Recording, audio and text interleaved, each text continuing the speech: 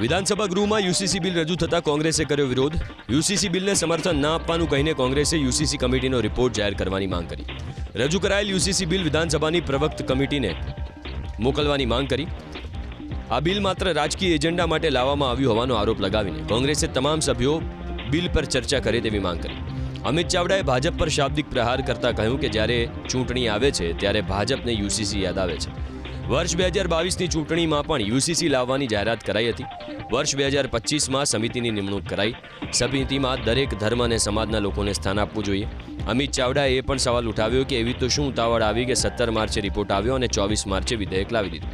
દેશમાં સમાન કાયદો બનાવવાનું કામ સંસદનું છે. જો સરકાર સમાન કાયદાની જ વાત કરે છે તો પછી ચોક્કસ સમુદાયને છૂટછાટ કેમ? રાજકીય લાભ મેળવવા માટે સરકારે ચોક્કસ સમુદાયને યુસીસીમાંથી બાકાત રાખ્યો છે.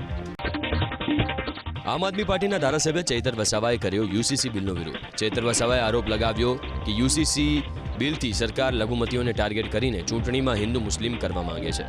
ચૈતર વસાવાએ તો એવી પણ આશંકા વ્યક્ત કરી કે આ બિલમાંથી આદિવાસી સમાજની બાદબાકી કરવામાં આવી છે, પણ ભવિષ્યમાં ચોક્કસ સુધારાના ભાગરૂપે આદિવાસી સમાજનો સમાવેશ કરવામાં આવશે. ચૈતર વસાવાએ એમ પણ કહ્યું કે લોકમતના વિરુદ્ધમાં જઈને આ બિલ લાવવામાં આવી રહ્યું છે, માટે અમે આ બિલનો વિરોધ કરીએ છીએ. ચૈતર વસાવાએ સરકારને સવાલ કર્યો કે શું આ બિલ લાવવાથી સામાજિક સમરસતા થઈ જશે?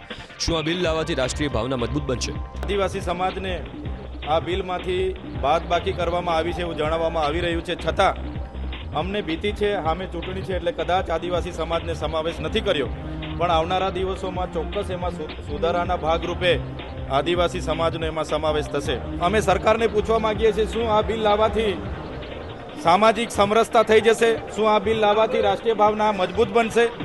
તો સરકાર પાસે એનો જવાબ નથી. સરકાર માત્ર ને માત્ર ચૂંટણીમાં જે લઘુમતી સમુદાયો છે એમને ટાર્ગેટ કરીને આવનારી ચૂંટણીમાં હિન્દુ મુસ્લિમ કરવા માટે આ બિલ લાવી રહી હશે એવું અમને લાગી રહ્યું છે.